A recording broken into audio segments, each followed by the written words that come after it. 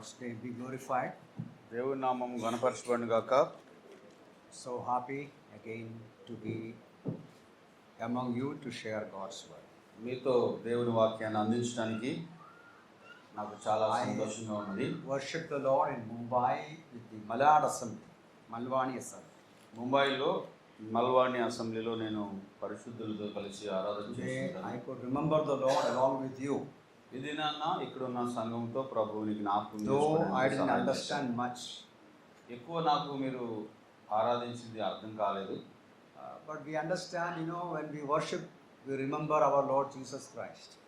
మనము ఆరాధన చేసినప్పుడు మన ప్రభు అయిన యేసుక్రీస్తుని జ్ఞాపకం We చేసుకుంటాం. remember His sufferings. ఆయన శ్రమలను జ్ఞాపకం చేసుకుంటాం. So I'm so happy that I could be with you today. ఇది నాన్న మీతో కలిసి ఆరాధించడాన్ని బట్టి నేను సంతోషంగా ఉన్నాను. Especially to stand with the Chiranjeevi.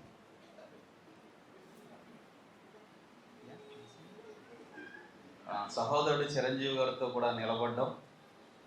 It was because of him only I came to Andhra Pradesh. ఈ సహోదరుడే నన్ను ఆంధ్రప్రదేశ్ మొట్టమొదటిసారి In తీసుకొచ్చాడు. 2006 he invited me to his village assembly, Vemalur. 2006లో ఆయన గ్రామంలో ఉన్న సంఘానికి నన్ను పిలిచారు. Then every year, many times I come to Andhra Pradesh. ఆ రోజు మొదలుకొని చాలా సంవత్సరాలు, ఈ 20 సంవత్సరాలు చాలా ప్రాంతాలకి ఆంధ్రప్రదేశ్ I'm వచ్చాను. so happy that we could stand together. మేమిద్దరం కలిసి నిలబడడం నాకు చాలా సంతోషం. Whenever I go to Godavari area, he is the one who translates for me. Godavari పరివాహ ప్రాంతాలకు వెళ్ళినప్పుడు ఈయన నా పక్కన నిలబడి తర్జుమా చేస్తూ ఉంటాడు. So let us be at the feet of the Lord with prayer, that together we may communicate God's word before the people of God. దేవుని ప్రజల ఎదుట ప్రార్థనాపూర్వకంగా దేవుని పాదాల ఎదుట కూర్చుని దేవుని వాక్యాన్ని ధ్యానం చేద్దాం. Now, we have been considering the message of the Lord Jesus Christ for the assemblies. ప్రభువైన యేసుక్రీస్తు వారి యొక్క వర్తమానాలు, స్థానిక సంఘాలకు ఆయన ఇచ్చే వర్తమానాల ధ్యానం చేస్తున్నాం. The first letter we considered was to the Ephesians, who had no love. They left or lost their love. మొదటి సంఘము ఎఫెసీ సంఘము, వారు ప్రేమ లేని సంఘముగా మనం చూసాం. మొదటి ప్రేమను వదిలిన సంఘముగా మనం And the చూసాం. second one was persecuted church in Smyrna. స్ఫుర్ణ సంఘము, అది హింసలు శ్రమల ద్వారా వెళుతున్న సంఘము. Yesterday we considered the message sent to Pergamos, which was a compromising church. నిన్నటి దినాన్న పెర్గమ సంఘమును చూసాం. అది రాజీ పడే సంఘం. They had wrong doctrine, but the elders kept quiet. అక్కడ తప్పుడు సిద్ధాంతం ఉన్నది, దుర్బోధ ఉన్నది, కానీ పెద్దలు దాంతో రాజీ పడ్డారు. Then we considered yesterday evening the message to Thyatira church. ట్యూతైర సంఘము గురించి రాత్రి వేళ మనం ధ్యానం చేసాం. What was the problem there? ట్యూతైర సంఘంలో ఉన్న సమస్య ఏమిటి? There the elders permitted evil, allowed evil. ఇక్కడ సంఘ పెద్దలు ఆ దుష్టత్వాన్ని, పాపాన్ని అనుమతించారు. It was a corrupt church. అది కలుషితమైన సంఘం. Now we'll come to the next one, that is in chapter 3. 3వ అధ్యాయానికి వద్దాం. అది తర్వాత verses సంఘం 1 to 6. 1 నుంచి 6 వచనాలు మనం We చదవాలి. will read slowly as we proceed further. మనం నెమ్మదిగానే చదువుతాం. ముందుకు వెళ్లే కొద్ది దాన్ని ఆలోచన చేద్దాం. Sardis also was in Asia Minor, nearby Ephesus, around 50 miles away. Sardis కూడా చిన్న ఆసియాలో ప్రాంతంలో ఉన్న సంఘమే. అది ఎఫెసీ సంఘానికి 15 మైళ్ళ దూరంలో ఉన్న సంఘం. Very much ancient city, wealthy city and famous, well-known city. అది పురాతనమైన పట్టణము, చాలా సంపన్నమైన పట్టణము, చాలా ఎక్కువ ఆస్తిపాస్తులు కలిగిన పట్టణం. It was a center for trade and military. అది వ్యాపార కేంద్రముగా ఉంటుంది, అదేవిధంగా మిలిటరీ కేంద్రంగా కూడా ఉంటుంది. Now, I told you already, all these places are in Turkey today. ఇప్పుడు మనం చదివిన ఈ స్థలాలన్నీ కూడా ఈ కాలంలో పిలువబడుతున్న టర్కీ అనే దేశంలో ఉన్నాయి. Today it's a very small village called Sart. ఈ దినాల్లో అది దాని పేరు ఏంటంటే చిన్న గ్రామంగా మారిపోయింది. దాని పేరు We don't know Sart, S-A-R-T. Sort అంట. Sort. We don't know how gospel came to this place in Sardis. Sardis ప్రాంతానికి సువార్త ఎలా వ్యాపించిందో మనకు తెలియదు. But we understand Ephesus is only 50 miles away. Paul was there for 3 years. So by that time, gospel came to this place. ఎఫెసీ పట్టణము 15 మైళ్ళు దూరం ఉన్నది కాబట్టి పౌలు 3 సంవత్సరాలు అక్కడ పనిచేసిన కారణాన్ని బట్టి ఇక్కడికి సువార్త వచ్చి ఉండవచ్చు. So here we see the Lord is sending a message to the assembly at Sardis. ఇక్కడ ప్రభు సార్దీస్లో ఉన్న సంఘానికి తన వర్తమానం పంపుచున్నాడు. There are main 3 messages for them. Sardis సంఘానికి ప్రభు పంపించిన 3 వర్తమానాలు Repeatedly ప్రాముఖ్యమైనవి. I told you, we are not going through everything which we find here. సారిసారిగా నేను ఉటంకిస్తున్నాను. ఇవ్వబడిన ప్రతి దాన్ని మనం ధ్యానించట్లేదు. Time is very, very limited. మనకి ఇవ్వబడిన సమయం చాలా తక్కువ కాబట్టి There are 3 lessons the Lord wants them to learn. 3 పాఠాలు వారు నేర్చుకోవాలని ప్రభు ఆశిస్తున్నాడు. That's what we are also going to consider. వాటినే మరలా మనము ఆలోచన Once చేయబోతున్నాం. again I request you, మరొకసారి మీకు the Lord is అభ్యర్థన evaluating each assemblies. ప్రభు ప్రతి సంఘాన్ని బేరీజ్ వేస్తున్నాడు లేదా తూకం వేస్తున్నాడు. Today the Lord Jesus is evaluating this assembly.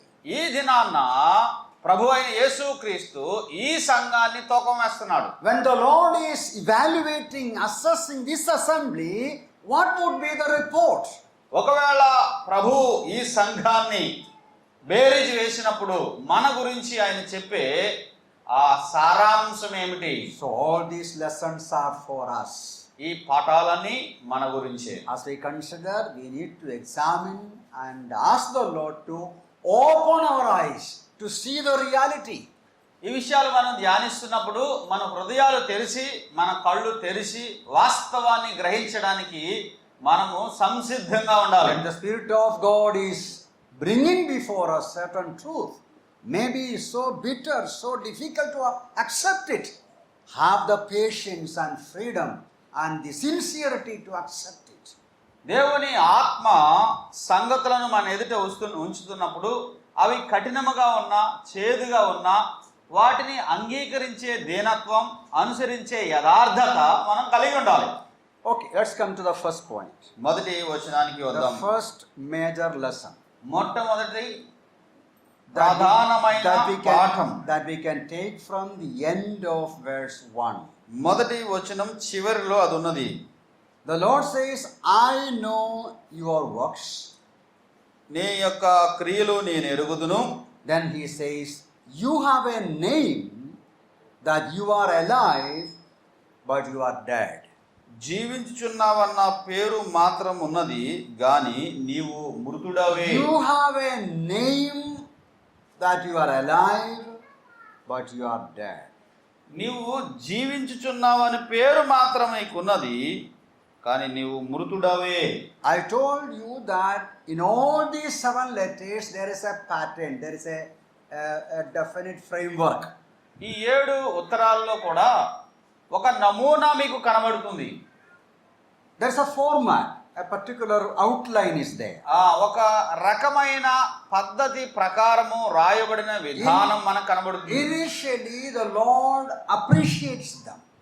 ఆరంభంగా ప్రభువు వారిని అభినందిస్తాడు. But here we see they have nothing to appreciate. కానీ ఈ ఉత్తరంలో మీరు చూస్తే అభినందించడానికి ఏమీ మిగలలేదంట.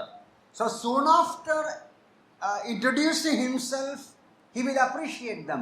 I know your patience, I know your love, and so on.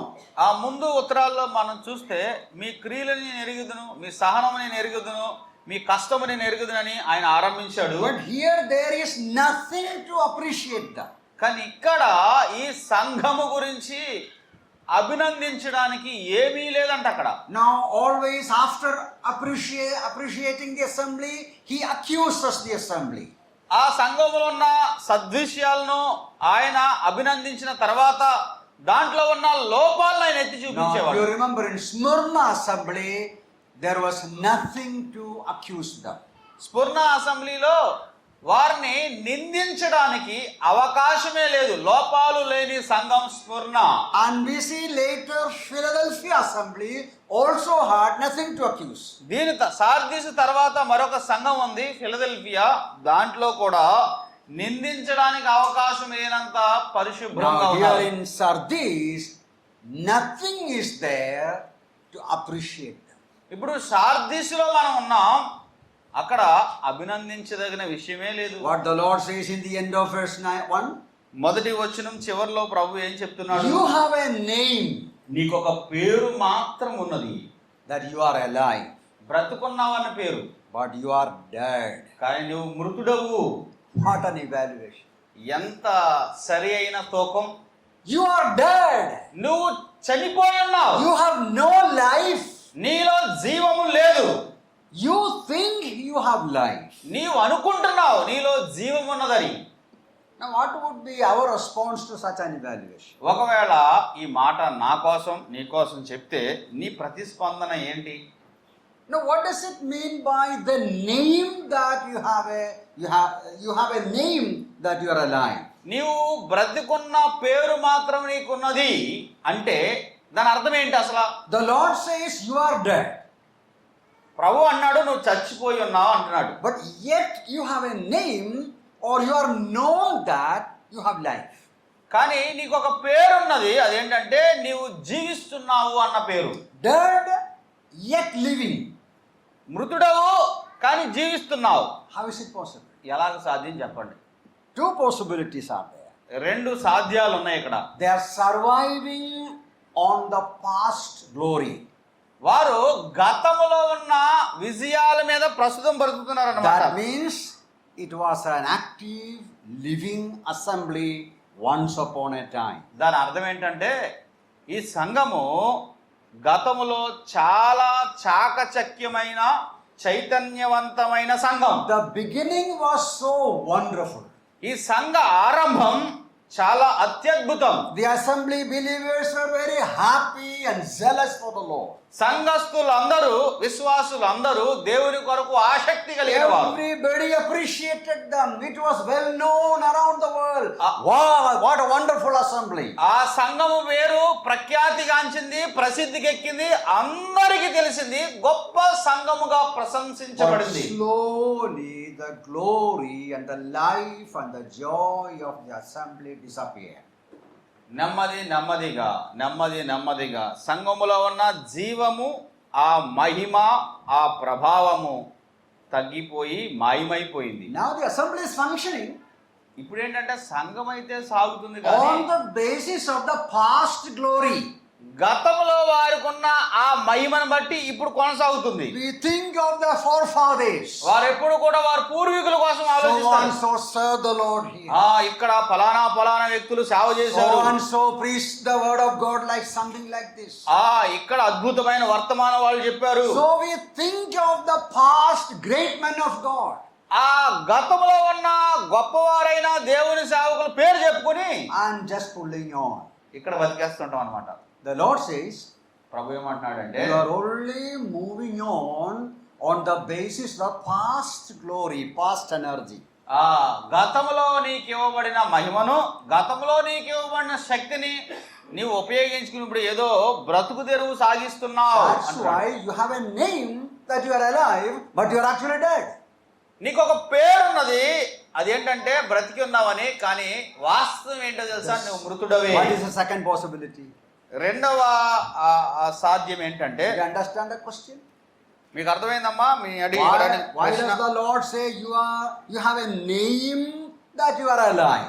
ఇప్పుడు ప్రభు వారిని ఎందుకు ఇలా ప్రశ్నిస్తున్నాడు? నువ్వు బ్రతికున్నావని పేరు ఉంది కానీ నువ్వు మృతుడు. Number one is surviving on the basis of the past glory. దాంట్లో మొట్టమొదటి సంగతి ఏంటంటే గతంలో ఉన్న మహిమను, గతంలో ఉన్న పేరుని బట్టి ఇప్పుడు What is the బ్రతికేస్తున్నాడు. second one? రెండోది చెప్పండి మీరు, What could be the second one? అసలు రెండోది ఏమై ఉండొచ్చు? Hypocrisy. వేషధారణ. Hypocrisy means they have activities. వేషధారణ అంటే క్రియలు ఉంటాయి, They are well known. అందరికీ ప్రసిద్ధికి ఎక్కిన They వారు are అంటారు, famous. వారందరికీ తెలిసిన వారు, they have programs. వారికి కార్యక్రమాలు ఉంటాయి. Everything is as a just a name, అన్ని కూడా పేరుకు సాగుతాయి అన్నమాట. just a show. అదంతా ఒక ప్రదర్శన. There is no divine approval on these programs. ఈ యొక్క కార్యక్రమాల్లో, క్రియల్లో దేవుని యొక్క గుర్తింపు ఉండని కార్యాలు. No divine presence, దేవుని సన్నిధి అనుభవించలేదు. no divine touch, దేవుని యొక్క ప్రసన్నత అనుభవంలోనికి రాదు. no appearance of spiritual life and joy, దేవుని ఆత్మతో కలిసే సంతోషము, జీవం ఉట్టిపడవు. no spiritual energy is seen. దైవికమైన శక్తి ప్రభావాలు కనబడవు. What is it? దాని అర్థం ఏమిటి? Hypocrisy. వేషధారణ. You remember our Lord hated hypocrisy like anything. మీకు గుర్తుందా, మన ప్రభు అయిన యేసుక్రీస్తు వారు వేషధారణను అసహించుకున్నంత దేన్ని అసహించుకోలేదు. Whether it is in the Old Testament or New Testament, God hates hypocrisy. పాత నిబంధన కానీ క్రొత్త నిబంధన కానీ దేవుడు వేషధారణను అసహించుకుంటాడు. Showing one thing outwardly, బయటికి ఒక బొమ్మ చూపించి, but that is not there inwardly. కానీ లోపల వేరొక రూపం, That is hypocrisy. అది వేషధారణ. So, the Lord Jesus hates it so much. అందువల్ల యేసు ప్రభు వేషధారణను అసహించుకునేవాడు. You remember the Lord Jesus quite often rebuked the Pharisees. మీకు గుర్తుందా, ప్రభు యేసుక్రీస్తు వారు పరిసయ్యులను చాలా ఎక్కువగా గద్దించేవాడు Because of their hypocrisy. వారు వేషధారణను బట్టి. Now, it's interesting to see in this church, మరొక ఆసక్తికరమైన సంగతి ఈ సంఘంలో ఏముందంటే, they had no doctrinal error. సిద్ధాంతపరమైన లోపం ఏమీ లేదంట వాళ్ళకి. For example, in Pergamos church and Thyatira church, they had doctrinal error. పెర్గమా గాని తూతైరే గాని సిద్ధాంతపరమైన లోపాలతో ఉన్నారు. They had no Jezebel like in Thyatira. తూతైరేలో ఉన్నట్టు యెజబెలు ఇక్కడ సార్దీసులో లేదు. They had no teaching of Balaam's doctrine. బిలాము యొక్క దుర్బోధ ఇక్కడ లేదు. So the Lord doesn't say you have false teachers there, you have false women there, like that. But the Lord says, no good among you. ఇక్కడ ప్రభు మీ మధ్య Jezebel లాంటి అపవిత్ర స్త్రీ ఉందని కానీ, బిలాము లాంటి అపవిత్రమైన బోధ ఉందని, అపవిత్రమైన బోధకులు ఉన్నారని కానీ చెప్పట్లేదు. అసలు మీలో మంచి లేదు అంటున్నాడు. They had a reputation, they had a name, but they had no life in them. వారు జీవించుచున్నారన్న పేరు ఉన్నది కానీ వారు మృతులుగా So that ఉన్నారు. is the first lesson to remember. ఈ సార్దీసు సంఘముల గురించి ఆలోచించవలసిన మొట్టమొదటి పాఠం అది. A good reputation is not enough. ఒక మంచి పేరు మనకు సరిపోదు. We need life. ఆ మంచి పేరుతో పాటు మనలో జీవం ఉండాలి. So the Lord Jesus is saying, you have name, but you are not a living church. నీకు జీవించున్నానన్న పేరు మాత్రమే ఉంది, కానీ నీవు జీవించే సంఘము కావు. Now notice carefully verse 2. రెండో వచనానికి వద్దాం.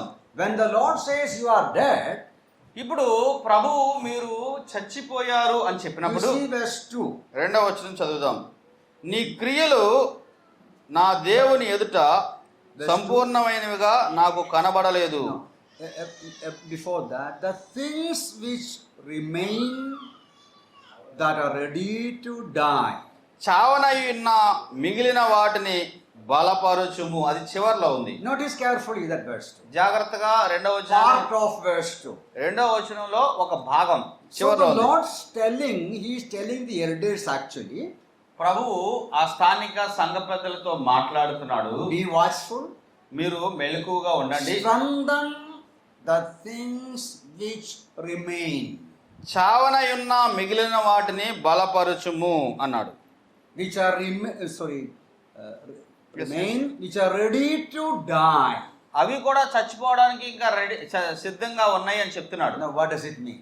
దీని అర్థం ఏమిటి మరి? That means even though the Lord said you are dead, ప్రభు మీరు మృదులవే అని చెప్పినప్పుడు కూడా little bit of life is remaining. ఇంకా కొంత జీవం ఉందన్నమాట. So he is exhorting the elders. ఆ కారణాన్ని బట్టి పెద్దలను హెచ్చరిక చేస్తున్నాడు. Be careful. జాగ్రత్తగా ఉండండి. Strengthen the church. సంఘాన్ని బలపరచండి. Your church is dying. మీ సంఘము చనిపోబోతుంది. Only little bit of life is remaining.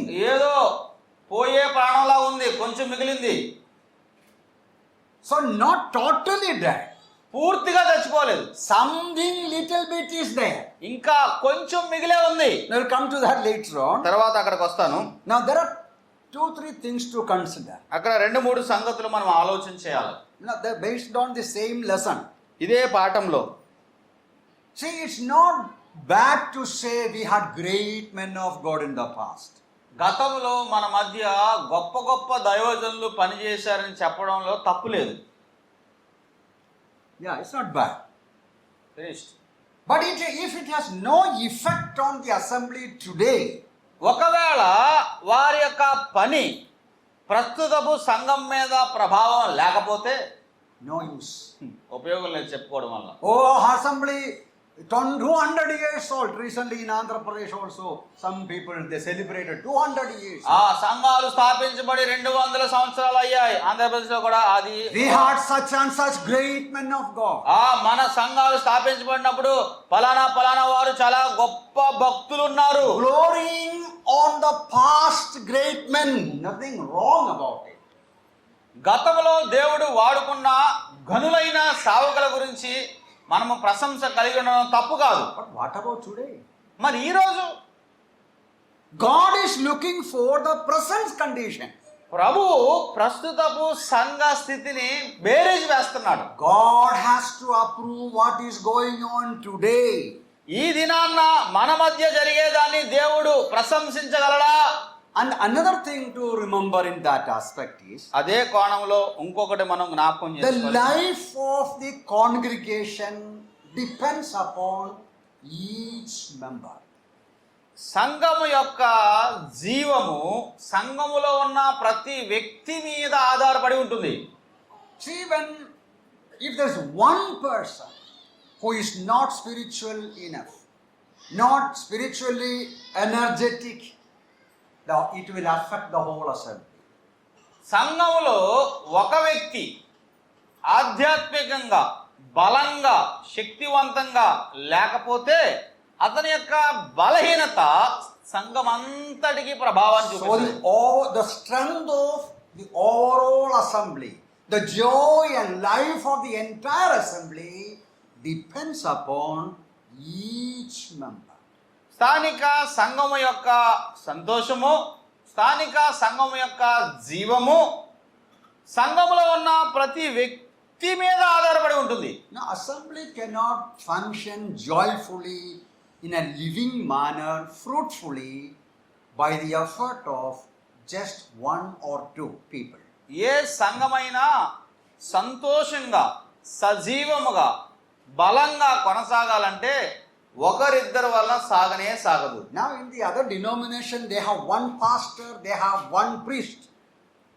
ఇతర శాఖల్లో ఒక పాస్టరు ఒక ప్రధాన యాజకుడు వాళ్ళకు ఉంటారు. They control everything. People are simply sitting there.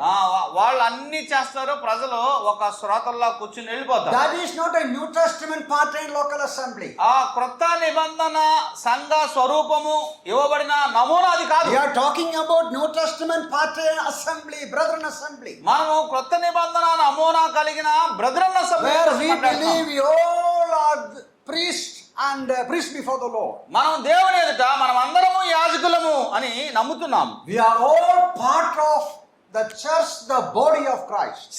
సంఘము అంటే ఆయన శరీరమై ఉన్న సంఘములో మనం అందరము అవయవాలం, భాగస్థులం. Each one of us should have an intimate relation with the Lord. Then only the assembly will be living and joyful. ప్రతి వ్యక్తి కూడా సజీవుడైన దేవునితో సత్సంబంధం కలిగి ఉండాలి. అప్పుడే స్థానిక సంఘం సంతోషంగాను సజీవముగాను కొనసాగుతుంది. The third thing in that aspect is, దాంట్లో మూడవ అంశం, we don't know, but we can observe, we can assume many local churches living today, we consider living today, may be already dead.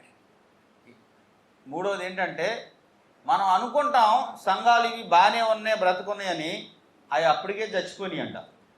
Listen carefully. జాగ్రత్తగా వినాలి. You won't understand it if you don't think about it carefully. మీరు చాలా జాగ్రత్తగా ఈ విషయాల మీద మీ మనసు లగ్నం చేయకపోతే మీకు అర్థం కాదు. We consider assembly, certain assembly as a living assembly. కొన్ని Just as service.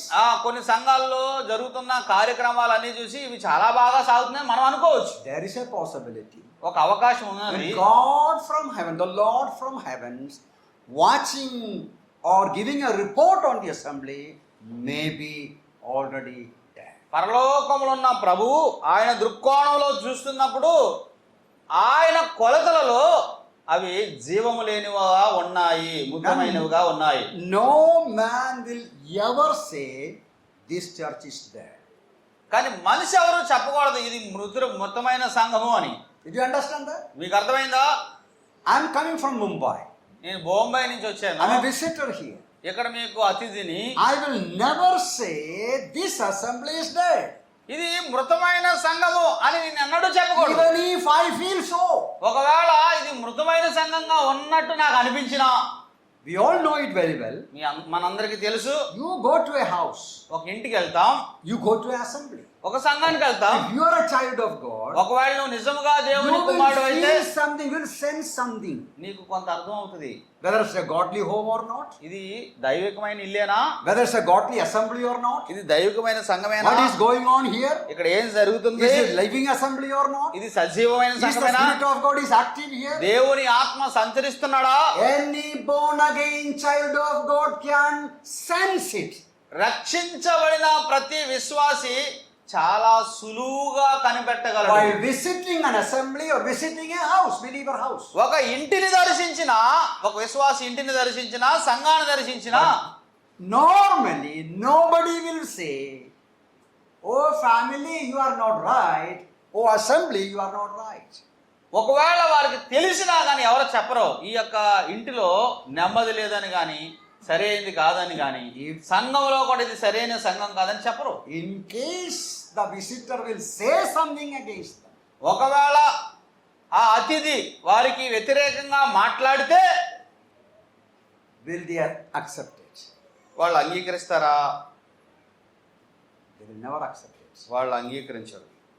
Many years ago, చాలా as a సంవత్సరాల young క్రితం. man, as a young man, Okay. in Mumbai, I visited a family. చాలా సంవత్సరాల క్రితం యవనస్తుడిగా ఉన్నప్పుడు ఒక ఇంటికి వెళ్ళాను నేను. An elderly uncle sick on the sick bed. అక్కడ పెద్ద ఆయన రోగ శయ్య మీద ఉన్నాడు. And when I was in that house, I felt the room is not in a good condition నేను ఆ ఇంటికి for the వెళ్ళినప్పుడు sick person. ఆ యొక్క మరణ శయ్య మీద ఉన్న ఆ వ్యక్తిని చూసినప్పుడు అదంతా చాలా మురికిగా ఉంది. Because I was so young, నేను యవనస్తుని కాబట్టి in my foolishness, I said to that young brother there, hey, this is not right. This is not the way to keep, elderly sick person is there. I criticized. నేను యవనస్తుడు ఉన్నాను కదా, నాకు అంత బుద్ధి లేదు. అప్పుడు ఇదేంటి అంత మురికిగా పెట్టారు, ఎంత దారుణంగా ఉంది, ఆయన అసలు రాగంతో ఉన్నాడు, ఇలాగుంటే చచ్చిపోతాడు. I will never forget the way he responded to me. కానీ తర్వాత ఆయన నాకు ఇచ్చిన క్లాసు ఇప్పుడు వరకు మర్చిపోలేదు. And since then I never advise anybody on such matters. ఆ రోజు నుంచి వాళ్ళు చావాలి కానీ నేను ఎవరికి సలహా ఇచ్చేవాడిని కాదు. So normally nobody will say this is not right, that is not right.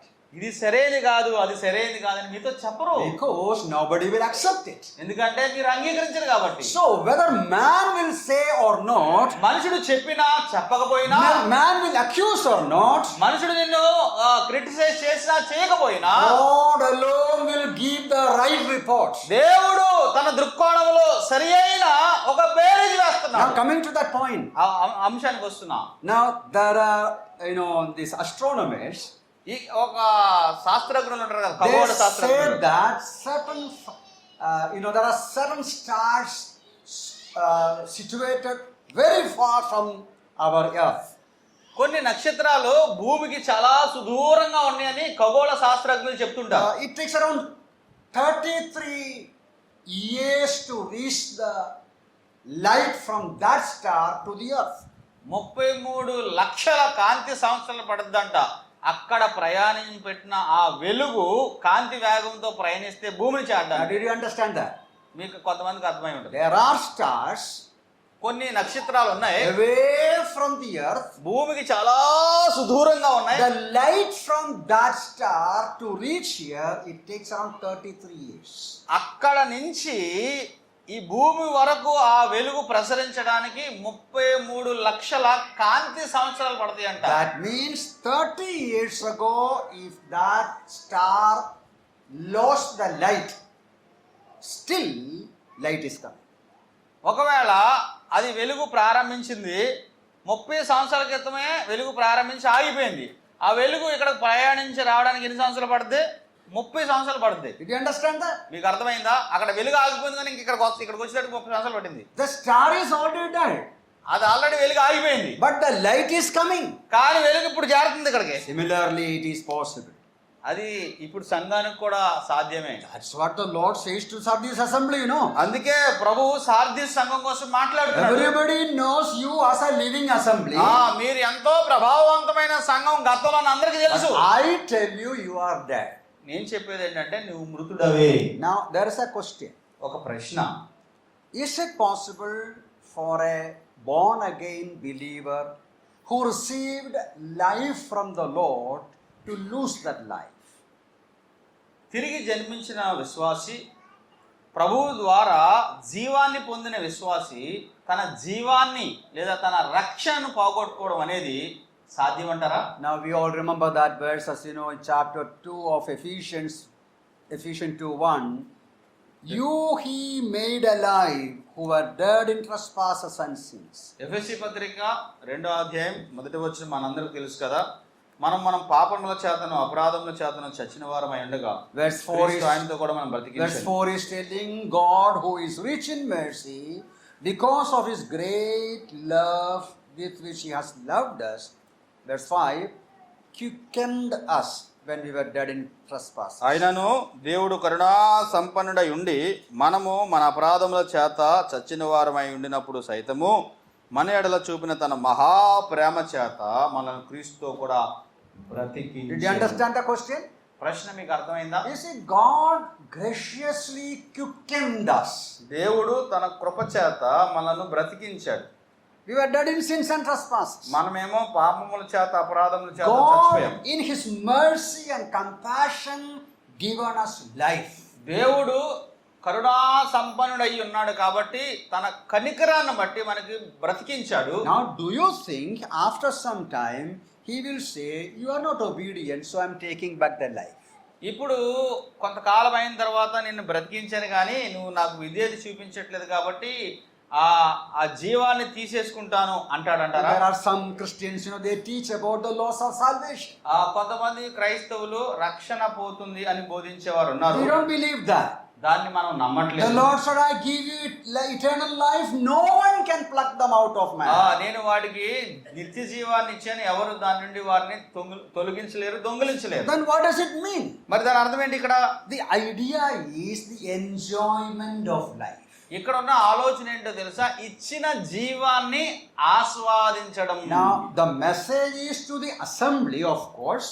ఈ యొక్క వర్తమానం సంఘానికే. But I already told you the life of the assembly depends upon each believer. కానీ ఇందాక నేను చెప్పాను కదా, ప్రతి సంఘం యొక్క జీవం యొక్క సమృద్ధి ఆ సంఘంలో ఉన్న ప్రతి విశ్వాసం మీద ఆధారపడి ఉంటుంది. A born again child of God, ఒక తిరిగి జన్మించిన దేవుని కుమారుడు, having new life, నూతన జీవం కలిగిన వ్యక్తి, if he is not daily following the Lord, అనుదినము యేసు ప్రభుని వెంబడించకపోతే, if he doesn't progress, grow in the Lord, ప్రభువులో అతడు అభివృద్ధి చెంది పెరగకపోతే what will happen? ఏం జరిగింది? Slowly he will become sick spiritually.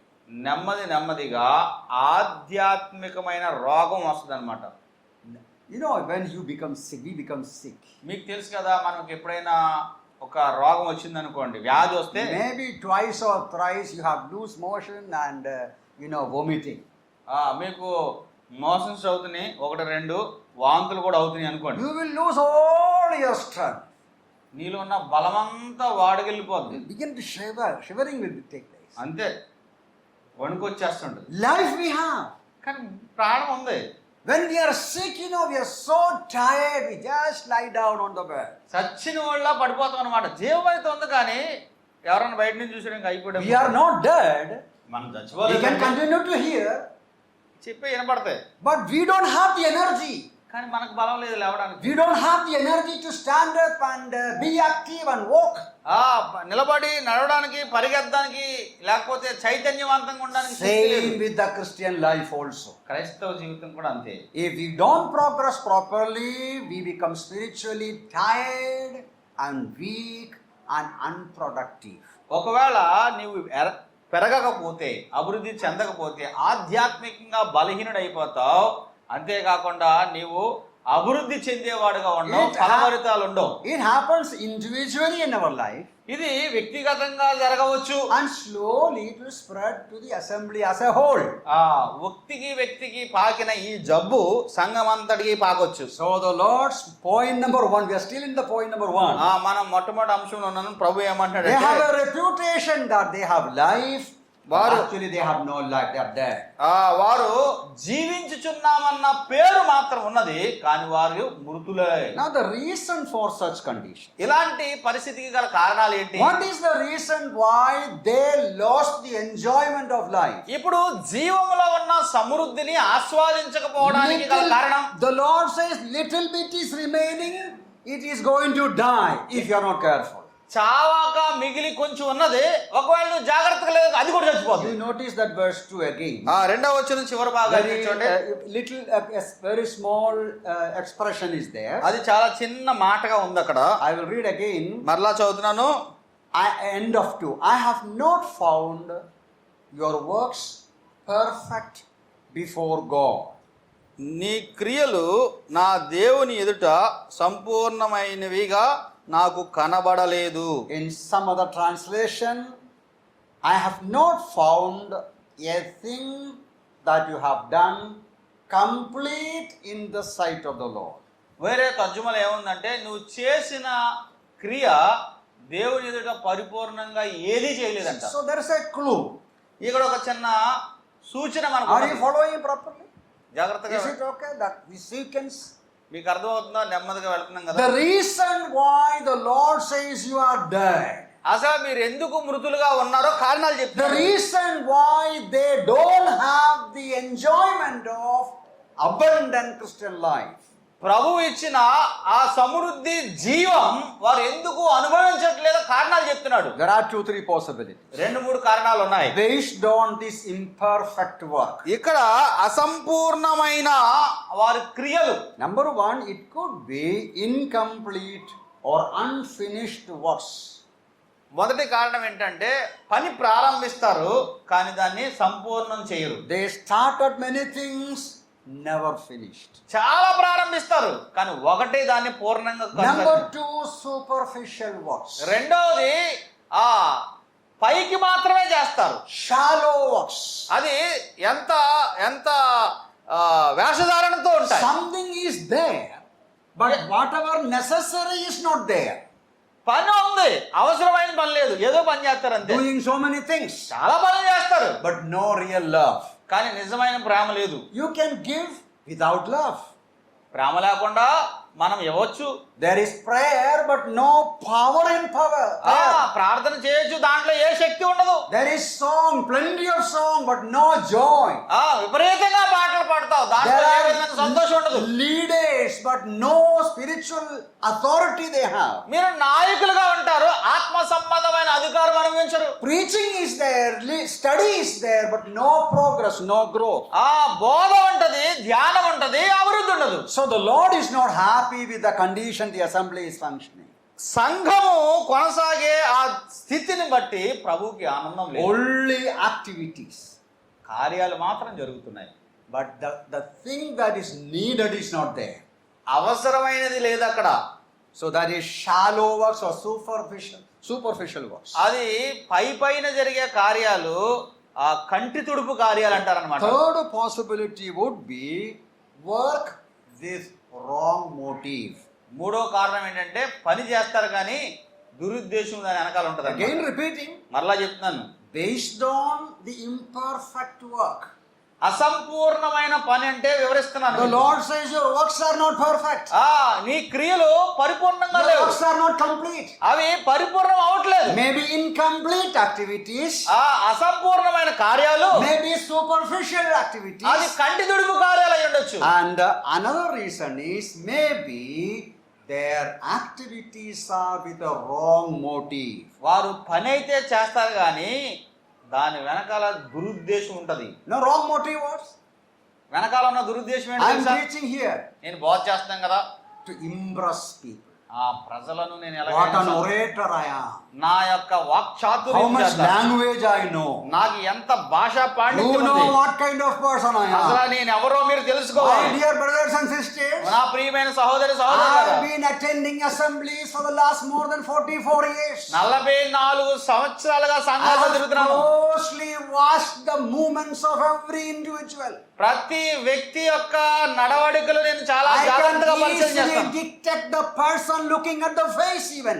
నేను ముఖం చూస్తే ఆ వ్యక్తి యొక్క ఆంతర్యం The అర్థం. reason behind many preaching. చాలా మంది బోధించే బోధ The వెనకాల reason ఉద్దేశం, behind many songs. పాడే పాటల వెనకాల ఉన్న ఉద్దేశం, The reason behind many long prayers. సుదీర్ఘమైన ప్రార్థనల The వెనకాల reason ఉద్దేశం. behind many giving, money giving. చాలా మంది ఎందుకు ఇస్తారో కూడా నాకు The తెలుసు. reason behind many activities. ఎన్ని కార్యాలు సంఘాలు ఎందుకు Oh, చేస్తారో నాకు very తెలుసు. smart people. వాళ్ళు చాలా తెలివైన వారు. Oh, the words are very loving people.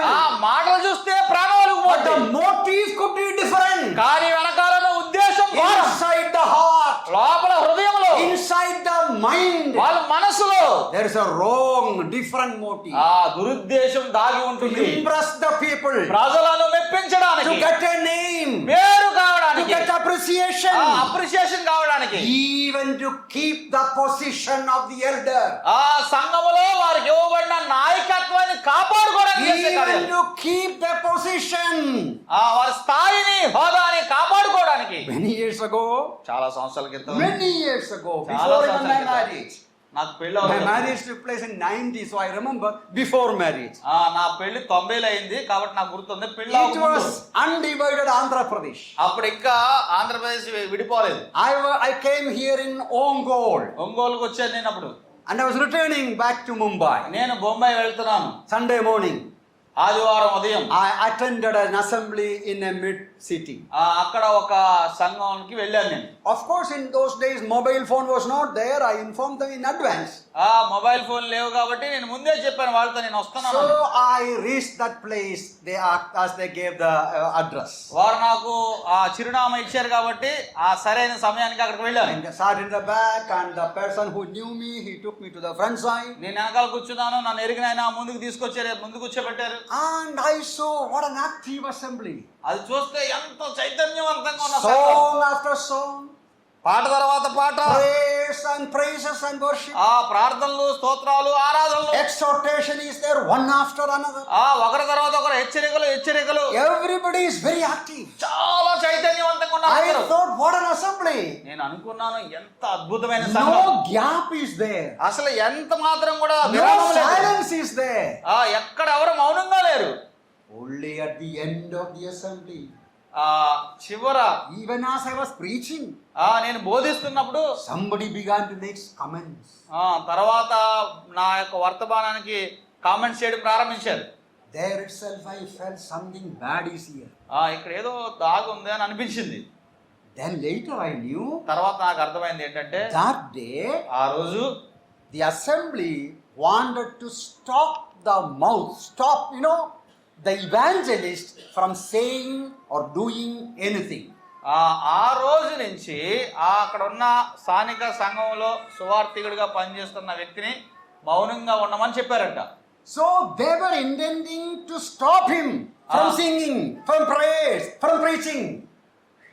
అందరూ ఒకరి తర్వాత ఒకళ్ళు గ్యాప్ లేకుండా పాటలు, స్తోత్రాలు, ఆరాధన ఎందుకు చేస్తున్నారంటే ఆయనకి అవకాశం ఇవ్వకూడదనంట. It was good that I was there. నేను అక్కడ ఉన్నాను, So he didn't have to preach. ఇంకా ఆయన ఎలాగా బోధించి నేను ఉన్నాను కాబట్టి నాకు ఇస్తారు. You see the motive behind the song. వాళ్ళు ఎంత చైతన్యవంతంగా గ్యాప్ లేకుండా విరామం Initially, లేకుండా I thought ఆరాధన an active చేస్తున్నారంటే assembly. Let me finish. Yeah, okay, sorry. Since my sir Yeah, he's my Sisha. No, he has to play up. వాళ్ళు ఇంత gap లేకుండా, విరామం లేకుండా ఒకరి తర్వాత ఒకరు ఇంత చైతన్యవంతంగా ఉన్నారని నేను అనుకుంటే దాని వెనకాల ఏంటంటే ఆయనకి అవకాశం ఇవ్వకూడదంట. God is not impressed by such activities. మన క్రియలను బట్టి ఆయన ఆనందిస్తాడు అనుకోకండి, అది Whether వేషధారణ. prayer, preaching or singing or whatever it is, show కోసం చేసే పాటలు కానీ, ప్రార్థనలు కానీ, బోధ కానీ ఆయన మెప్పించలేదు. if it is to impress others, God is not happy. ఇతరులను ఏదో ఒక మెప్పు కలిగించాలని నీ హృదయంలో ఆ దుర్దేశం ఉంటే పైనున్న దేవుడు ఎన్నడూ It సంతోషించడు. seems all these things, encouraged, forced the assembly to die slowly. ఇప్పుడు ఇవన్నీ సంఘంలోనికి చొరబడిన తర్వాత దాంట్లో జీవం కొంచెం కొంచెంగా వెళ్ళిపోతుంది బయటికి. Now the second lesson. ఇప్పుడు రెండవ పాఠం. The question is there any hope for this assembly? ఇప్పుడు మృతమైపోతున్న ఈ సంఘానికి ఏమైనా నిరీక్షణ ఉన్నదా? Any hope is there? ఏమైనా నిరీక్షణ ఉందా There is బ్రతకడానికి? a dying church. అది చనిపోబోతుంది. అదే The రాశాడు. Lord says your church is dead already, but little life is there. మృతుడే అన్నాడు, కింద చావనై ఉన్నవి బ్రతికించు అంటున్నాడు. You see verse 4 also. 4వ వచనం కూడా చూడండి. You have a few names even in service who have not defiled their garments. చూడండి, ఆ కింద రాయబడింది, తెల్లని వస్త్రములు ధరించుకుని నాతో కూడా సంచరించెదరు, వారు అర్హులు గనుక తెల్లని వస్త్రాలు అని చెప్పాడు. You have few names there whose garments not defiled. చూడండి, పైన ఉంది, అయితే తమ వస్త్రములను అపవిత్రపరచు కొనని కొందరు అన్నాడండి. So the Lord is telling further, you have few people in that assembly. ఇప్పుడు ప్రభు ఇంకొక అడుగు ముందుకేసి ఏం చెప్తాడంటే, మీలో కొంతమంది ఉన్నారు, వాళ్ళు అపవిత్రులు అవ్వలేదంట. ఇంకా They love holiness. వాళ్ళు పరిశుద్ధతను ప్రేమిస్తున్నారు, They love God. ప్రభువుని ప్రేమిస్తున్నారు. So what is the hope? What is the future of this assembly? మరి ఇలాంటి సంఘం యొక్క భవిష్యత్తు ఏంటి? The Lord is referring there. ప్రభు వాళ్ళు ఏం చేస్తాడు చూపిస్తున్నాడు. To the elders he is telling, you awaken, you be watchful. ఓ పెద్దలారా, మీరు జాగరూకులై ఉండండి, మీరు మెలకువగా ఉండండి, Strengthen the things. మీరు కొందరిని బలపరచాలి. You have few more people there. ఇంకా బతుకున్న వాళ్ళు కొంతమంది ఉన్నారు. That means దాని అర్థం ఏంటంటే the Lord is able to revive even such a dying local assembly. ఆ చావన ఉన్నవి బ్రతికించడానికి దేవుడు సమర్థుడు. అలాంటి సంఘాన్ని కూడా మరలా ఆయన పునరుద్ధరించగలడు. Still there is hope. వాళ్ళకి ఇంకా నిరీక్షణ మిగిలే ఉన్నది. Never say he will not be improved. ఎప్పుడు కూడా ఈడికి ఇంతే అనొద్దు. There are some sisters will say this man will never improve. కొంతమంది భార్యలు అంటారంట, ఈడు మాత్రం మారు, ఈడు అంటలేడు, ఈయన మాత్రం మారడు. Husband also will say. ఆయన కూడా అంటాడు, She will never understand. ఆమె నన్ను ఎప్పుడు అర్థం She will చేసుకోదు, never change. ఆమె మారనే మారదు. No, never say that. అలా అనకండి. Whether it about our husband or wife or children, పిల్లల గురించి అయినా, భర్త గురించి అయినా, భార్య గురించి అయినా ఇంకా ఫైనల్ జడ్జిమెంట్ ఇవ్వకండి. God can change any individual. దేవుడు ఎవరినైనా ఎప్పుడైనా మార్చగలడు. Even about the dying assembly church. ఇప్పుడు మృతమైపోబోతున్న ఇంకా కొద్ది క్షణాల్లో మృతముగా మారిపోతున్న సంఘం కొరకు కూడా దేవుని ఆలోచన. In chapter 42 of the book of Isaiah, I don't need to read. 40వ అధ్యాయము యెషయా గ్రంథం మీరు చదవండి. A bruised reed he will not break. నలిగిన రెల్లును ఆయన విరువడు. And smoking flax he will not quench. మకమకలాడే ఒత్తును ఆయన ఆర్పడు. 42:23. Matthew actually quotes that verse. మత్తయి సువార్తలో ఆయన మళ్ళీ దాన్ని 12:20లో చెప్పాడు. That is the way the Lord Jesus deals with people. ప్రభువైన యేసుక్రీస్తు ప్రజలతో వ్యవహరించే విధానాలు అలా ఉంటాయి. Bruised reed means useless people. అంటే నలిగిన రెల్లు అంటే నిరుపయోగం. Broken people. అంటే విరిగిపోయిన వారు, Never used. ఉపయోగపడని వారు. People thinking he is useless. ప్రజలందరూ వాళ్ళని చూసి వీడు నిరుపయోగి అనుకుంటారు. The Lord can use them. కానీ దేవుడు వారిని బాగు చేయగలడు. And quenching flux means ఆరిపోతున్న ఒత్తు, expiring the wick of a lamp. చూడండి ఆ యొక్క ఆ ఒత్తు మకమకలాడేది ఏమవుద్దంటే అలా కుచించుకుపోయి ఆరిపోద్ది దీపం. That is ready to go out. ఆ కొడుగట్టుకుపోద్ది అనమాట. అంటే వెలుగు ఆరిపోయే Oil వచ్చింది. is almost over. అంటే అలా ఆరిపోయే మిలుకు అంటుంది అనమాట. They represent people who were useful in the past, but today become useless. ఇప్పుడు గతంలో వారు మండారు, ఇప్పుడేమో ఆ మంట ఏమవుతుందంటే కొడుగట్టుకుపోయింది అనమాట, ఆరిపోతుంది, కాంతి తగ్గిపోయింది అని అర్థం. So two kinds of people. రెండు రకాల వ్యక్తులు అనమాట. Useless people. పనికిరాని వాళ్ళు ఒకళ్ళు. People think that they are useless. ప్రజలందరూ కూడా వాళ్ళ కోసం వీళ్ళు పనికిరాని వాళ్ళు, ఇరిగిపోయిన వాళ్ళు అనుకుంటారు. And there are certain people that were useful earlier. ఇక్కడ ఇంకో రకమైన జాతి ఉన్నారు, గతంలో బాగా Mandaru, Today they become useless. కానీ ఇప్పుడు నిరుపయోగంగా మారారు. Whatever may be the condition, ఏదేమైనా కానీ the Lord can use them again. దేవుడు మరలా మిమ్మల్ని Our వాడుకోగలడు. Lord deals with us in a sympathetic manner. ప్రభు మనతో కరుణతో వ్యవహరిస్తాడు. He will never write off any individual.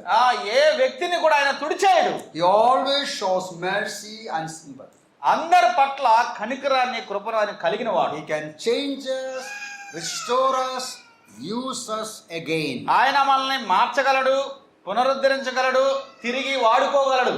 That is what the second lesson says. రెండవ పాఠం మనం చూసాం. Is it clear to you? అర్థమైందమ్మా? I am conscious of the time also. I నేను close by సమయం- 12:45. నేను సమయాన్ని కూడా సమయ పాలన చేస్తాను. 45 Now Close even చేస్తాను. before that, దానికంటే ముందే ఆపుతాను. the first point, మొట్టమొదటిది ఏంటి? a good reputation is not enough. మంచి పేరు మాత్రమే సరిపోదు, We need life. మనకి జీవం కావాలి. What is the second lesson? రెండో పాఠం ఏంటి? Very briefly I said, simple గా చెప్పాను. the Lord is able to revive even such dying assembly. అలా మృతములోనికి సాగిపోతున్న సంఘాన్ని కూడా బ్రతికించగలడు ప్రభు. He will never write off any individual. ఏ వ్యక్తిని ఆయన కొట్టివేయడు. I would like to say hallelujah. నేను ఇక్కడ హల్లెలూయా చెప్పాలనుకుంటున్నాను. Praise be to God. దేవునికి స్తోత్రం. Our God is a merciful God. మన దేవుడు Our God is a loving, sympathetic God. మన ప్రభు ప్రేమ కలిగి కరుణ చూపించేవాడు. People will write us off. ప్రజలు మన త్రోసి పడేస్తారు. He is useless. వీడు పనికిరాడు, He doesn't know. ఇతనికి ఏమీ తెలియదు, He has no testimony. ఇతనికి సాక్ష్యం లేదు. Don't call him. అతన్ని పిలవద్దు, Don't promote him. అతన్ని మీరు Don't encourage him. అతన్ని ప్రోత్సహించొద్దు. Oh, hallelujah. దేవునికి స్తోత్రం. Praise be to God. దేవునికి మహిమ. Our God is so gracious. మన దేవుడు ఎంత కనికరం He will కలవాడంటే use the helpless, poor, a strengthless man. నిరుపయోగమైన వాడిని, నిరుత్సాహంలో ఉన్న వాడిని, విరిగిపోయిన వాడిని, బలహీనుడిని ఆయన That వాడుకుంటాడు. is something so encouraging and comforting. అది చాలా ఆదరణ, చాలా ప్రోత్సాహాన్ని Never be కలిగించే అంశం. discouraged if people they reject you. ఎప్పుడైనా ప్రజలు నిన్ను తిరస్కరిస్తే, పనికిరాడు అని అనుకుంటే నీవు Now నిరుత్సాహపడకు. very quickly consider how does the Lord going to revive the church. మూడవది, దేవుడు లేదా ప్రభువు ఆ సంఘాన్ని ఎలాగూ పునరుద్ధరించాలనుకుంటున్నాడు. That is the third point. అది మూడో అంశం. Third point is there is a threefold divinely designed ministry to nourish our new life. మన నూతన జీవాన్ని బలపరచడానికి దైవికమైన 3 రకాల సదుపాయాలు ఆయన చేస్తున్నాడు. In the introduction itself, the Lord referred to that. ప్రభు ఆరంభంలోనే ఆ విషయాల్ని You see ప్రస్తావించాడు. verse 1 again. మొదటి వచనం చూడండి. These things says, he who has the 7 spirits of God and the 7 stars. 7 నక్షత్రములను దేవుని 7 ఆత్మలను గలవాడు చెప్పు సంగతులేవనగా. Now here we have the answer. ఇక్కడ జవాబు ఉన్నది.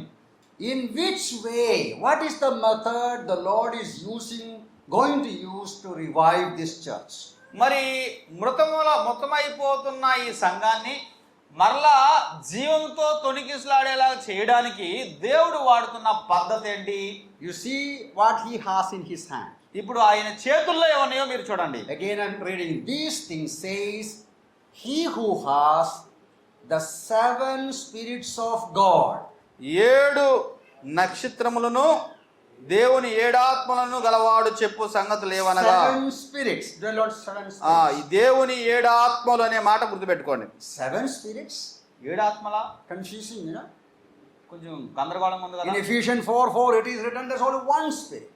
ఎఫెసీ పత్రిక 4:4లో ఒక్క ఆత్మ అని ఉంది కదా. 7 spirits refers to different activities of the Holy Spirit. ఇప్పుడు 7 ఆత్మలు అంటే పరిశుద్ధాత్మ యొక్క 7 విభిన్నమైన కార్యాలకు సూచన. Emphasizing various ministries of the Holy Spirit. పరిశుద్ధాత్మ యొక్క విభిన్నమైన కార్యాలను వివరించడానికి We వాడబడిన are not going మాట. to the details of that. వాటన్నిటి వివరాలను నేను వెళ్ళట్లేదు. But this much is clear. ఇది మాత్రం మీరు అర్థం చేసుకోండి. The number one method, the ministries, the ministry of the Holy Spirit to revive that church. ఆ సంఘాన్ని పునరుద్ధరించడానికి బ్రతికించడానికి మొట్టమొదటి పద్ధతి ఏంటంటే దేవుని ఆత్మ. Spirit of God is going to give them life. దేవుని ఆత్మ వారికి జీవాన్ని ఇవ్వాలనుకుంటున్నాడు.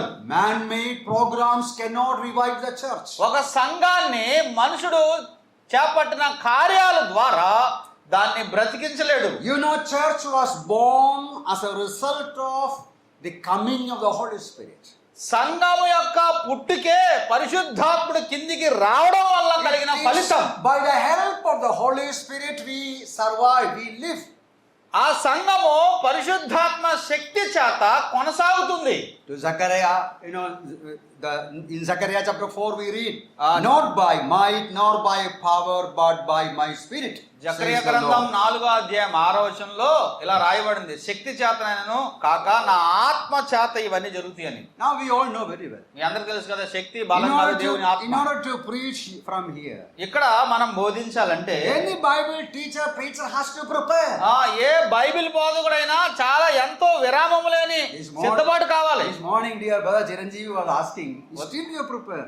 ఉదయకాలం సహోదరుడు అడుగుతాడు, ఇంకా చదువుతున్నారేంటి సార్ అన్నాడు. From 5:15 I was sitting 5 గంటల 15 నిమిషాల నుంచి కూర్చున్నాను and continue to go through these things. ఈ విషయాలన్నీ మరలా So I was telling Brother Chiranjeevi, actually many people do not know the time and effort to prepare a study or class. ఒక తరగతి బోధించడానికి, ఒక అంశం చెప్పడానికి ఎన్ని గంటలు దేవుని ఎదుట మనం స్పెండ్ చేస్తామన్నది చాలా మందికి తెలియదు అని అన్నాను. I remember always this verse. ఒక విషయాన్ని నేను గుర్తుపెట్టుకుంటాను, Not by might, బలము చేత కాదు, nor by power, శక్తి చేత కాదు, but by my spirit says the నా Lord. ఆత్మ వలన ఈ కార్యం జరుగును అని యెహోవా సెలవిచ్చున్నాడు. In spite of our preparation, మనం ఎన్ని గంటలు కూర్చున్నా, in spite of our efforts, మన యొక్క ప్రయత్నాలు ఎన్ని చేసినా, the ministry of God's word may not be productive. బోధించబడిన వాక్యము అంత ఫలభరితంగా ఉండకపోవచ్చు. Spirit of God has to work. దేవుని ఆత్మ పనిచేయాలి. So no performance, no activity, no show can give life to the dying church. చనిపోయే సంఘానికి కార్యక్రమాలు గాని, షోలు గాని, యాక్షన్లు గాని పనిచేయవు. Spirit of God has to work. దేవుని ఆత్మ మన మధ్య పనిచేయాలి. But the problem sometimes, ఇప్పుడు సమస్య ఎక్కడ ఉందంటే, we don't allow the Holy Spirit to work. కానీ దేవుని ఆత్మ పని చేయడానికి మనం Maybe అనుమతించం. because of ignorance, అజ్ఞానం కావచ్చు, maybe unbelief, అవిశ్వాసం కావచ్చు, or because of somebody's sin in the assembly, Spirit of God is grieved. ఒకవేళ సంఘములో ఎవరైనా ఒక పాపములో నిమగ్నమై కొనసాగుతున్నారేమో, ఆత్మ దుఃఖిస్తున్నాడేమో. Because of the disobedience of somebody, Spirit of God is quenched, not active. ఒకవేళ అవిధేయత, తిరుగుబాటు చేసే వారిని బట్టి ఆత్మ ఆరిపోతున్నాడేమో. Ministry of the Holy Spirit is very essential to sustain the spiritual life of the assembly. ఒక స్థానిక సంఘం యొక్క ఆధ్యాత్మికమైన జీవాన్ని కొనసాగించాలి అని అంటే దేవుని ఆత్మ పరిచర్య So అత్యవసరం. ministry of the Holy Spirit. పరిశుద్ధాత్మ పరిచర్య. And number 2, రెండవది in the same verse, అదే వచనం, the Lord Jesus is telling, ప్రభువైన యేసుక్రీస్తు I have in my hand 7 నక్షత్రాలు. 7 stars I have. 7 ఆత్మలు ఉన్నాయి ఒకటి. రెండోది ఏం చెప్తున్నాడు? 7 నక్షత్రాలు ఉన్నాయి. Already considered the meaning behind 7 stars. 7 నక్షత్రాలు అనేది మనం ఆల్రెడీ ధ్యానం చేశాం కదా. We have seen it from chapter 1. మొదట అధ్యాయంలోనే ధ్యానం చేశాం. They represent the elders. వారు పెద్దలకు సూచన. I have 7 stars in my hand. నా చేతిలో 7 నక్షత్రాలు ఉన్నాయి. They are the elders, the oversight of the assembly. సంఘమును పై విచారణ చేసే పెద్దలు వాళ్ళు. To revive the dying assembly. ఒక సంఘాన్ని లేదా మృతమైపోతున్న సంఘాన్ని తిరిగి పునరుద్ధరించాలంటే Ministry of the Holy Spirit is needed. ఒకటి పరిశుద్ధాత్మ పరిచర్య అవసరం. But that ministry of the Holy Spirit will take place through the elders. ఆ పరిశుద్ధాత్మ పరిచర్య పెద్దల ద్వారా సాగిద్ది అంట. What kind of elders? మరి పెద్దలు అలాంటి వాళ్ళే ఉండాలి? Not any elders. అందరు పెద్దలు కాదండి. Elders who are yielded to the Holy Spirit. పరిశుద్ధాత్మకు తమను తాము అప్పగించుకున్న పెద్దలు. Elders who are spirit filled. ఆత్మ చేత నింపబడిన పెద్దలు. If they are not yielded to the Spirit of God, ఒకవేళ ఈ పెద్దలు దైవాత్మకు తమను తాము if అప్పగించుకోకపోతే, they are not godly enough, వారు పరిశుద్ధులు కాకపోతే, the elders may do all kinds of things as usual. సర్వసాధారణంగా పెద్దలు చేయవలసిన పనులన్నీ వాళ్ళు చేసుకుంటూ వెళ్ళిపోతారు. That is only intellectual or humanly empowered ministry. అది మానసికమైన మనుష్య శక్తితో నింపబడిన పరిచర్య తప్ప ఆత్మ పరిచర్య కాదు. Now when we come to the eldership also, I have so many things to discuss. ఇప్పుడు మళ్ళీ పెద్దల్లోకి వెళ్తే చాలా విషయాలు ధ్యానించాలి. This is an area brethren assemblies are still struggling. ఈ ప్రాంతంలో పెద్దలు అనే ఆ ప్రాంతంలో బ్రదరన్ సంఘాలు ఇప్పటికీ కుంటి నడుస్తున్నాయి. The eldership of the assembly. స్థానిక సంఘ పెద్దలు Either no proper elders, ఒకటి సరైన పెద్దలైనా ఉండరు, or assembly do not accept the God ordained elders. రెండవది దేవుని దృష్టిలో ఉన్న పెద్దల్ని సంఘం అంగీకరించదు. Did you understand that? I'll explain again. నా మాట మరి మీకు అర్థమైంది లేదు. Either the assembly fails to recognize the divinely appointed elders. సంఘము దేవుని దృష్టిలో దేవుడు ఎన్నుకున్న పెద్దల్ని వీళ్ళు ఎన్నుకోరు. So what happens? ఏం జరిగింది? Self-styled elders are pretending to be divinely ordered, and they cause decay and death in the church of Christ. ఇప్పుడు దేవుడు నియమించిన పెద్దల్ని సంఘం గుర్తించలేదు కాబట్టి తమను తాము నియమించుకున్న పెద్దలు స్థానిక సంఘానికి మరణానికి Let కారణం me చేస్తారు. tell you very clearly. నన్ను చెప్పనివ్వండి. As I told you, many years I have experience. నాకు చాలా సంవత్సరాల అనుభవం So many assemblies I have seen. చాలా సంఘాలు చూశాను. The reason behind most of the problems in the local churches ఒక are coming from elders. స్థానిక సంఘములో అనేకమైన సమస్యలకు ప్రధానమైన కారణము పెద్దలు. Unyielding, ungodly elders. అవిధేయులైన పెద్దలు, లోబడని పెద్దలు, తిరుగుబడే పెద్దలు. Man appointed, self-appointed elders. మనుషుల నియమకము లేదా తమను తాము నియమించిన పెద్దలు. In the assembly, God appointed elders should be there. కానీ దైవ నియమకం కలిగిన పెద్దలు సంఘాల్లో కావాలి. An assembly strength and health depends upon the health of the eldership. స్థానిక సంఘం యొక్క ఆరోగ్యము ఆశీర్వాదము సంఘ పెద్దల యొక్క ఆరోగ్యం ఆశీర్వాదం మీద ఆధారపడి The ఉంటుంది. elders have to work along with the Holy Spirit. పరిశుద్ధాత్మ సహాయముతో పెద్దలు కలిసి పనిచేయాలి. Now we have best example in Acts 13, chapter 13, verse 3 and 4. No need to read now. ఇప్పుడు చదవనవసరం లేదు. అపోస్తల కార్యాల గ్రంథం 13వ అధ్యాయం 2-3 వచనాల్లో మంచి ఉదాహరణ ఉంది అక్కడ. How balanced ministry going on in the Antioch church. అంత్యోకయ సంఘములో ఎంత సమతూకముతో ఉన్న ఆ యొక్క పరిచర్య సాగుతుందో The Spirit చదువుకోండి. of God is directing the eldership. దేవుని ఆత్మ పెద్దలను దిశను నిర్దేశిస్తున్నారు. Elders, they send Silas and Paul. ఆ సంఘ పెద్దలు శీలను లేకపోతే బర్నబాను పౌలుని పంపిస్తున్నారు. Shaul. Yeah. And Luke is writing, they send in one verse, another send, Holy Spirit send. లూకా రాశాడు, సంఘ పెద్దలు పంపించడం ఒక వచనంలోను, పరిశుద్ధాత్మ పంపించడం మరొక వచనంలోను. Our point is, ఇక్కడ అంశం ఏంటంటే how the Lord is going to revive the church. స్థానిక సంఘాన్ని, చచ్చిపోయే స్థానిక సంఘాన్ని, మృతమయ్యే సంఘాన్ని ఎలాగో తిరిగి బతికిస్తాడు. Threefold divinely designed ministry to refresh us, to nourish us. దేవుని చేత నియమించబడిన 3 రకాల పరిచర్యల ద్వారా మనల్ని బలపరిచి మనల్ని మళ్ళా ప్రోత్సహించే పరిచర్య. Ministry of the Holy Spirit, పరిశుద్ధాత్మ పరిచర్య, ministry of the elders. సంఘ పెద్దల పరిచర్య. Third, మూడోది ministry of God's word. దేవుని వాక్య పరిచర్య. You see verse 3. మూడవ వచనం చూడండి.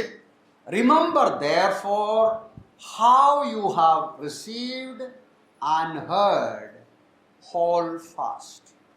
నీవెలాగో ఉపదేశము పొందితివో, ఎలాగో వింటివో జ్ఞాపకము చేసుకొని.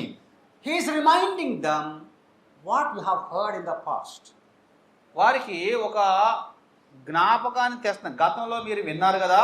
The word of God, reference is to the word of God. అక్కడ విన్నదంటే దేవుని వాక్కు. Now Spirit of God has to work. దేవుని ఆత్మ పని చేయాలి. Spirit of God has to work through the elders. ఆ పెద్దల ద్వారా పని చేయాలి. And what elders should do? మరి పెద్దలు ఏం చేయాలి? They should minister God's word. వారు దేవుని వాక్కు అందించాలి. They should expound God's word. దేవుని లేఖనాలు వివరించాలి. They have to use the scripture rightly to edify, encourage and convict the believers, the people of God. దేవుని ప్రజలను, దేవుని పిల్లలను వారు ఒప్పించబడేటట్లుగా, వారు దిద్దబడేటట్లుగా శ్రేష్టమైన వాక్య బోధన జరగాలి. What they should do? వారు ఏం చేయాలి? Remember the word of God. దేవుని లేఖనాలు జ్ఞాపకం చేసుకోవాలి. Hold fast the word of God. దేవుని వాక్యాన్ని గైకోవాలి. And repent at the word of God. దేవుని వాక్యం విని వారు మారు మనసు In పొందాలి. the same verse it is written, verse 3, repent. అక్కడే రాయబడింది మారు మనసు పొందాలి అని. We need to progress, we need to repent. మనము ముందుకు వెళ్ళాలి అని అంటే మారు మనసు Now, పొందాలి. in all these letters, repentance is there. అన్ని ఉత్తరాల్లో కూడా మారు మనసు అనే మాట రాయబడింది. Every believer has to keep on repenting again and again. ప్రతి Repent. విశ్వాసి సారిసారికి మారు మనసు పొందాలి. రక్షణ బంధనం కాదు, మారు మనసు పొందాలి. That is, evidence of true godliness. నిజమైన దైవ భక్తికి ఒక సూచన ఏంటో తెలుసా? మారు మనసు, మారు మనసు పొందడం. Accepting our failures. మన యొక్క వైఫల్యాల్ని అంగీకరించడం. So let me conclude here. 2-3 minutes are there. 2 minutes are there. 2 నిమిషాలు ఉంది, నేను ముగిస్తున్నాను. As the Lord Jesus is looking to this assembly, ఇప్పుడు ప్రభువైన యేసుక్రీస్తు వారు మన సంఘాన్ని చూస్తుండగా what kind of reputation, what kind of condition we have? ఆయన దృక్కోణంలో, ఆయన తూకంలో మన గురించి ఏ పరిస్థితి అని చెప్పగలడు? The most encouraging, comforting truth is, whatever may be the situation, the Lord can revive us. మనల్ని ఆదరించే లేదా మనల్ని ప్రోత్సాహపరిచే సత్యం ఏంటంటే, మనం ఏ స్థితిలో ఉన్నప్పటికీ మరలా బ్రతికించగలడు. These are revival meetings. ఇవి ఉద్యోగ కొడుకులు కదా.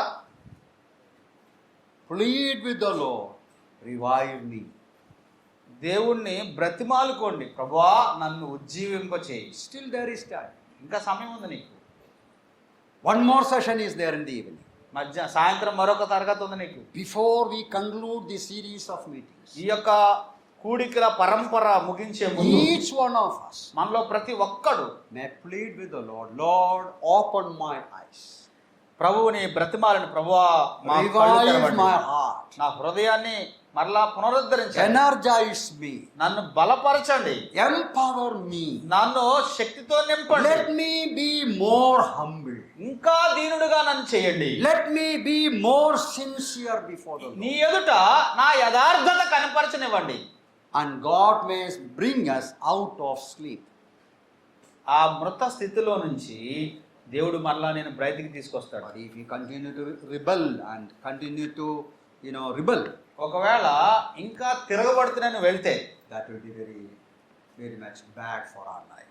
అది నీకు ఏమాత్రము క్షేమాన్ని కలిగించదు. It's my prayer that as a result of this study, this meditation, we all may be revived and challenged to continue much more, with much more energy and strength. ఈ యొక్క తరగతుల ద్వారా, ఈ వర్తమానాల ద్వారా మీరు మరలా ప్రోత్సహించబడి, పునరుజ్జీవించబడి, మరి ఎక్కువ ఫలభరితంగా వెళ్ళాలనేదే నా ప్రార్థన. May the Lord's name be glorified. దేవుని నామం కనపరచబడిన